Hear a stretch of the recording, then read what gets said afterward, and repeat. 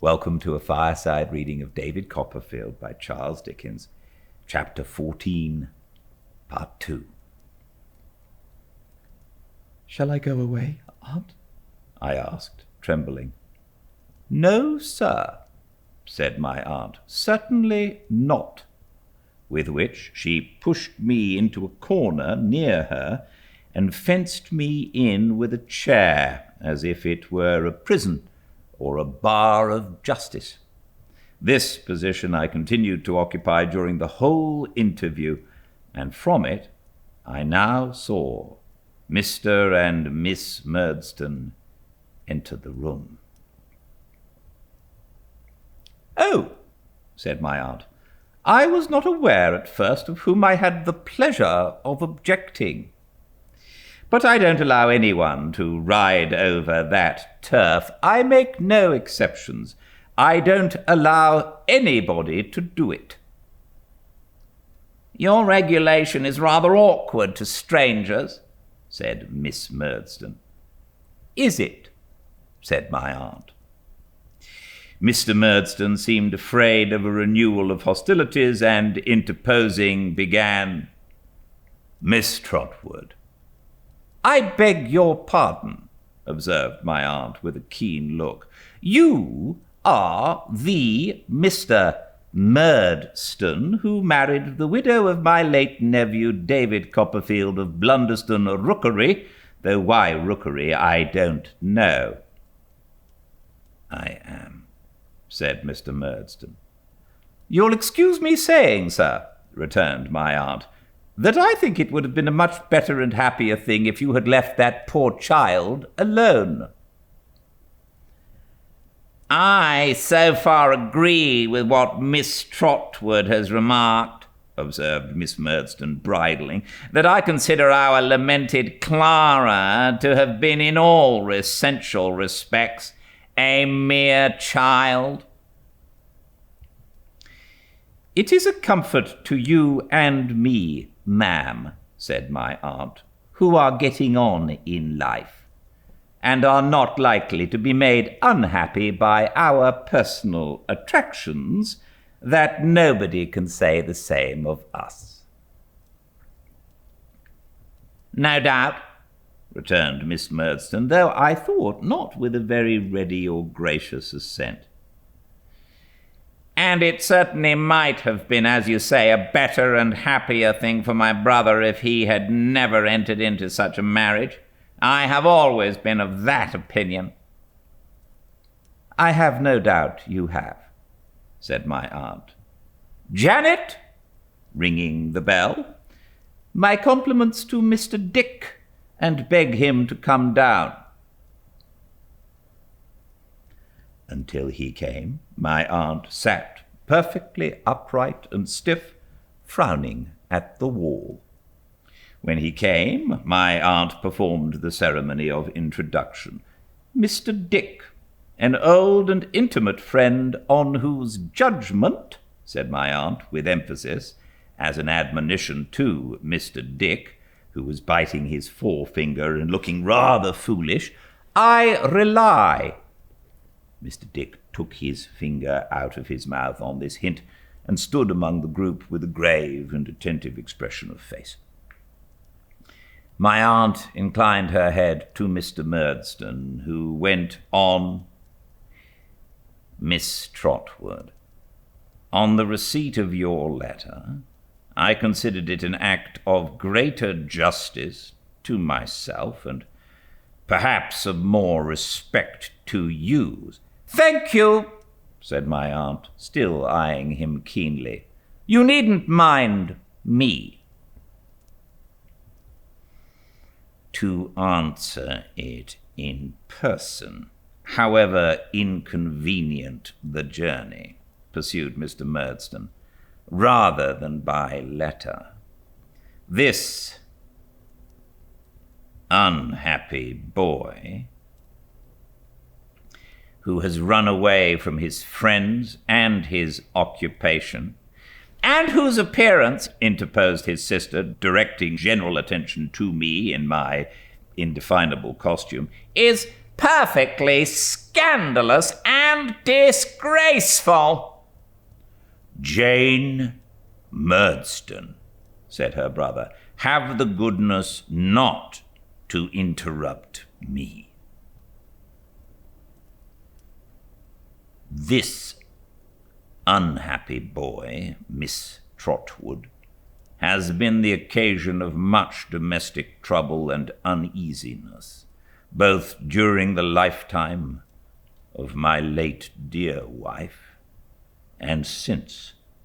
He has a sullen, rebellious spirit, a violent temper, and an untoward, intractable disposition. Both my sister and myself had endeavored to correct his vices, but ineffectually. And I have felt, we both have felt, I may say, my sister being fully in my confidence, that it is right you should receive this grave and dispassionate assurance from our lips." "It can hardly be necessary for me to confirm anything stated by my brother," said Miss Murdstone, "but I beg to observe that of all the boys in the world, I believe this is the worst boy." "Strong," said my aunt, shortly. "But not at all too strong for the facts," returned Miss Murdstone. "Ha," said my aunt. "Well, sir?" "I have my own opinions," resumed Mr. Murdstone, whose face darkened more and more the more he and my aunt observed each other, which they did very narrowly, "as to the best mode of bringing him up. They are founded in part on my knowledge of him, and in part on my knowledge of my own means and resources. I am responsible for them to myself. I act upon them, and I say no more about them. It is enough that I place this boy under the eye of a friend of my own in a respectable business, that it does not please him, that he runs away from it, makes himself a common vagabond upon the country, and comes here in rags to appeal to you, Miss Trotwood. I wish to set before you, honorably, the exact consequences, so far as they are within my knowledge, of your abetting him in this appeal." "But about the respectable business first," said my aunt. "If he had been your own boy, you would have put him to it just the same, I suppose?" "If he had been my brother's own boy," returned Miss Murdstone, striking in, "his character, I trust, would have been altogether different." "Or if the poor child, his mother, had been alive, he would still have gone into the respectable business, would he?" said my aunt.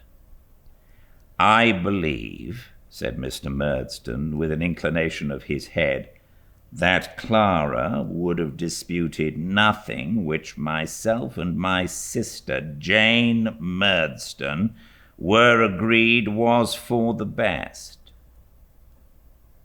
Miss Murdstone confirmed this with an audible murmur. "Humph," said my aunt. "Unfortunate baby." Mr. Dick, who had been rattling his money all this time, was rattling it so loudly now that my aunt felt it necessary to check him with a look before saying, "The poor child's annuity died with her?" "Died with her," replied Mr. Murdstone. "And there was no settlement of the little property, the house and garden, the what's-its-name, rookery without any rooks in it upon her boy. It had been left to her unconditionally by her first husband. Mr. Murdstone began, when my aunt caught him up with the greatest irascibility and impatience. "Good Lord, man, there's no occasion to say that! Left to her unconditionally? I think I see David Copperfield looking forward to any condition of any sort or kind, though it stared him point blank in the face.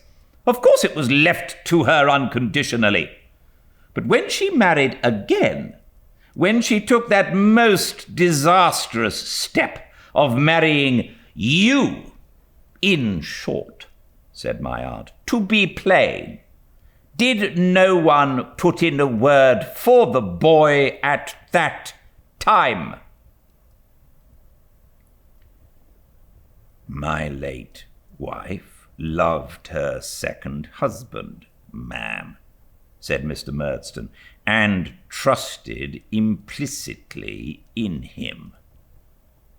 "Your late wife, sir, was a most unworldly, most unhappy, most unfortunate baby," returned my aunt, shaking her head at him. "That's what she was. And now, what have you got to say next?"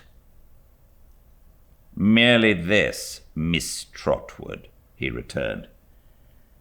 "I am here to take David back, to take him back unconditionally, as I think proper, to dispose of him, and to deal with him as I think right. I am not here to make any promise or give any pledge to anybody. You may possibly have some idea, Miss Trotwood, of abetting him in his running away, and in his complaints to you. Your manner, which I must say does not seem intended to propitiate, induces me to think it possible. Now I must caution you that if you abet him once, you abet him for good and all. If you step in between him and me now, you must step in, Miss Trotwood, forever. I cannot trifle or be trifled with. I am here for the first and last time to take him away. Is he ready to go? If he is not, and you tell me he is not, on any pretense, it is indifferent to me what, my doors are shut against him henceforth, and yours, I take it for granted, are open to him.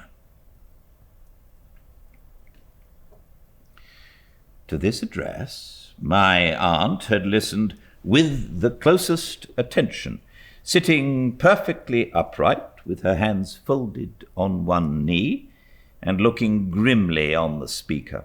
When he had finished, she turned her eyes so as to command Miss Murdstone, without otherwise disturbing her attitude, and said, "Well, ma'am, have you got anything to remark?"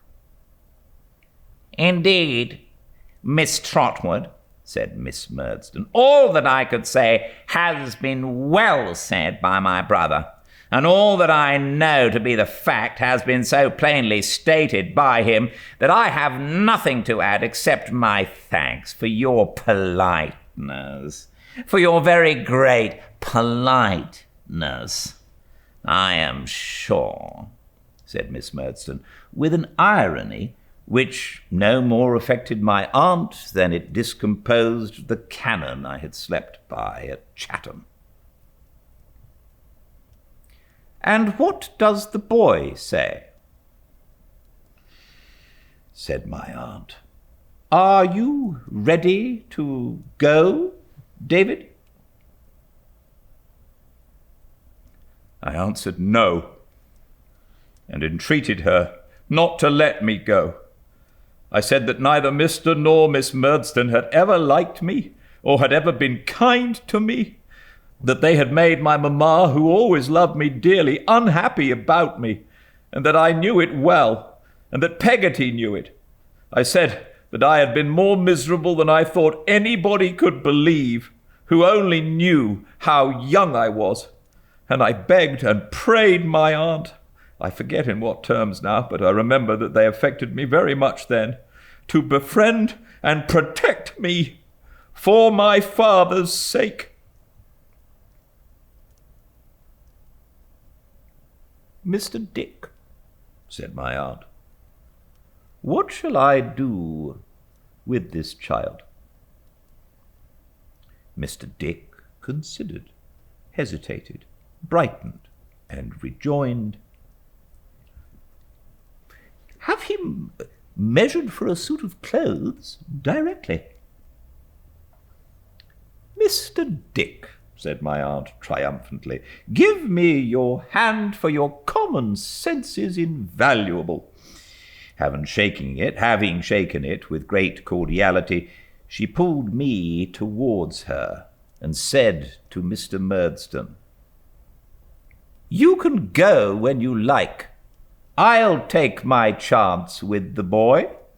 If he's all you say he is, at least I can do as much for him then as you have done.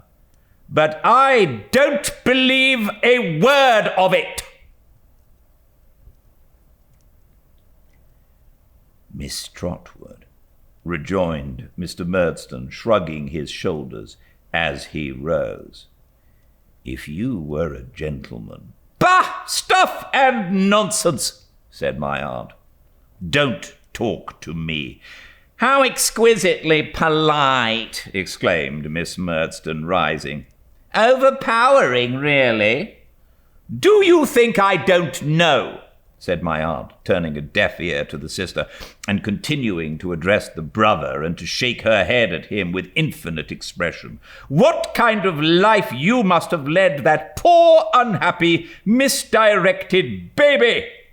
Do you think I don't know what a woeful day it was for the soft little creature when you first came in her way, smirking and making great eyes at her, I'll be bound, as if you couldn't say boo to a goose? I never heard anything so elegant, said Miss Murdstone. Do you think I can't understand you as well as if I had seen you? Pursued my aunt. Now that I do see and hear you, which I tell you candidly, is anything but a pleasure to me. Oh, yes, bless us. Who so smooth and silky as Mr. Murdstone at first? The poor benighted innocent had never seen such a man. He was made of sweetness. He worshipped her. He doted on her boy, tenderly doted on him. He was to be another father to him, and they were all to live together in a garden of roses, weren't they? Ugh! Get along with you! Do! Said my aunt. I never heard anything like this person in my life, exclaimed Miss Murdstone.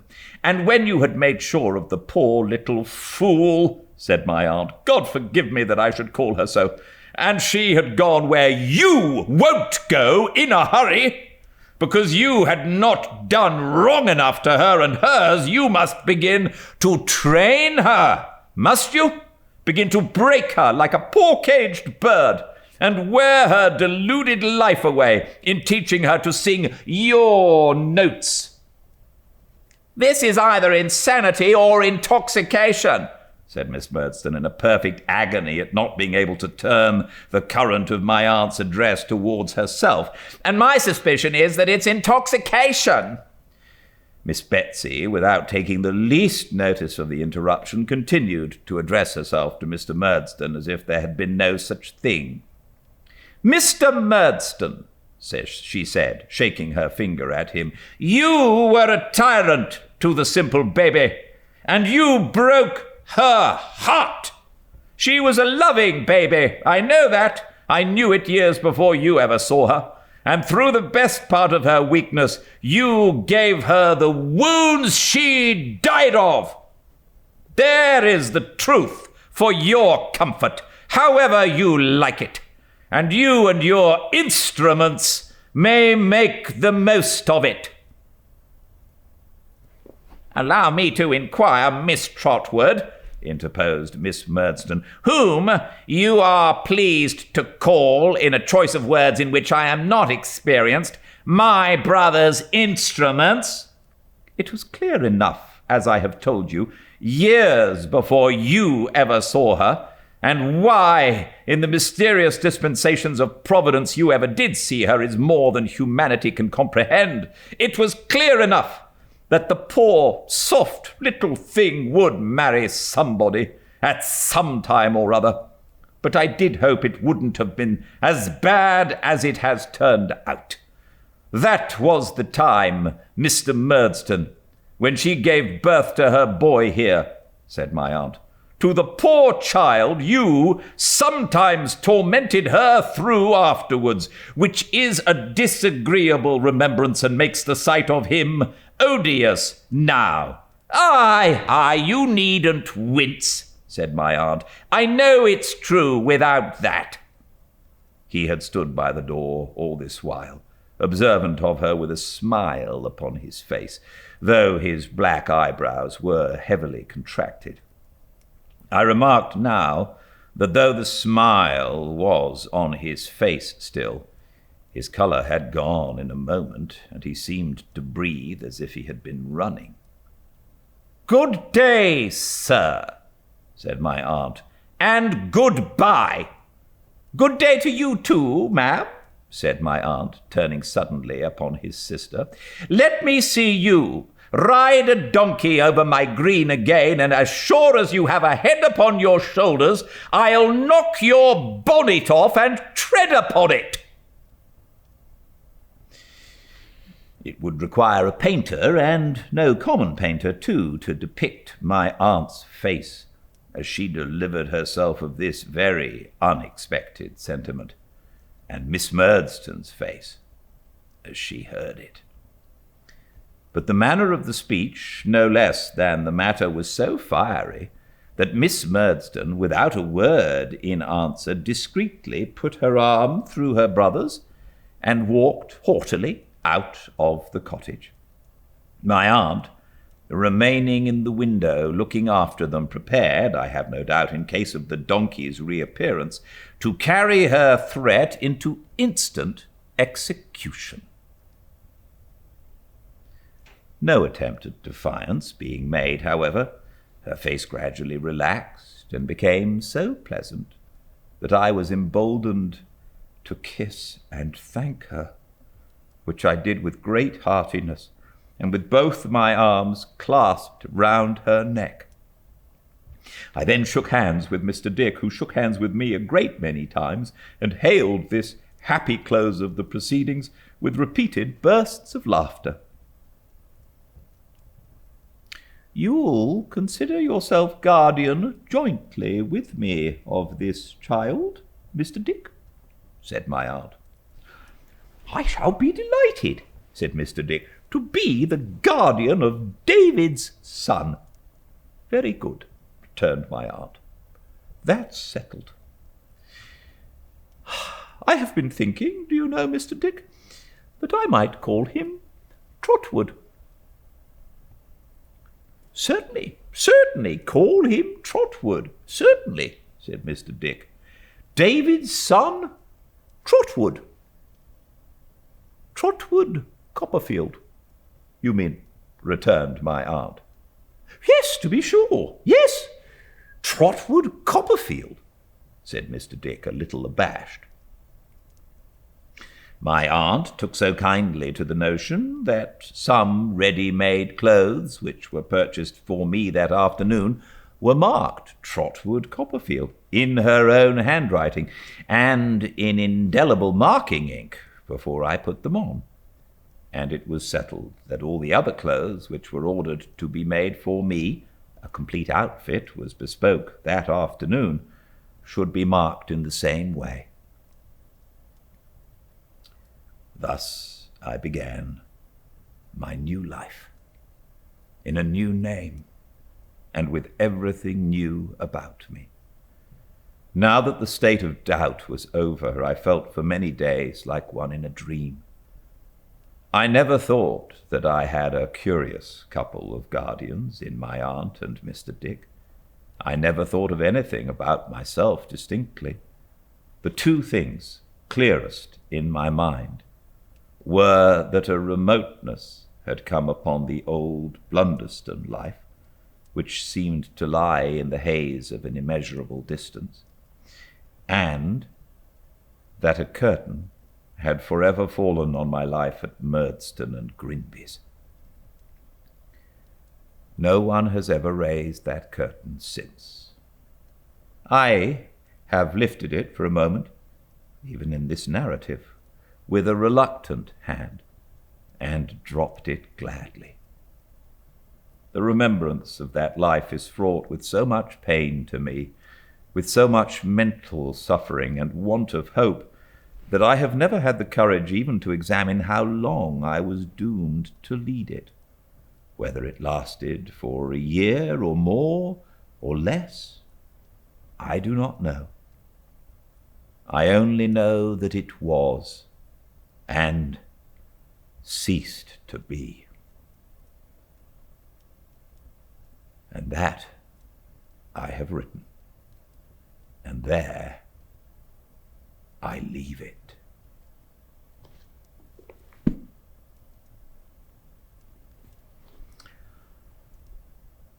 Well, at last David gets a break. What a relief. There's a long way to go in the book, though. We'll find out more very soon. I will read every day when I can at 5 Pacific at Fireside Reading on Instagram. And I upload all the channels to the YouTube channel Fireside Reading, but I'm not going to be able to read Thursday, Friday, Saturday, Sunday, Monday, I'm afraid. Sorry about that, but we're all going out of town for the long weekend. So I will read tomorrow and the day after, but not on Thursday through Monday. And I'll resume on the following Tuesday. But until tomorrow, same time and place, please stay very well. Good night.